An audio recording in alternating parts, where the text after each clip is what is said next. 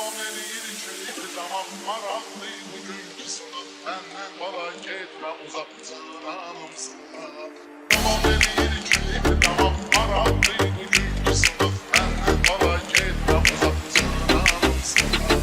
Tamam başka türlü hayat gözünü satıldı məluma. Sənə verdim mən onlara ahranımsa. Benim sözümdən incir oturub mənlə çörəkləyir. Sonra aydın mənə deyir elmanımsa. Bəlkə də çıxıb gedəcəm sənə öyle də. Sən çıxacaq elə də düşmanımsan. Gülər çalın keframağa şairlər girib sınır. Məndən çox getmə uzaq ceyranımsan, ceyranımsan.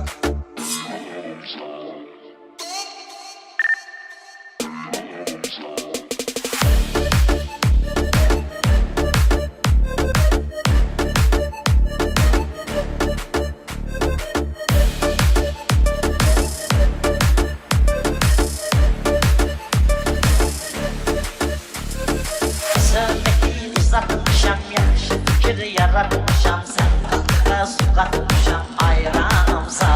Verin Goyel ve Gatisi, Reşat Ağlar oğlumuzu. Sensen benim tatlı reyhanımsa. Kutubudur sıfat yerim, bana yanaydı babam benim. Ayağını ağrıyır benim dermanımsa. Ben bir de sözümü kesme, gülükteki deli esme. Ben Mahmudam sen mesne, mesnanımsa. Babam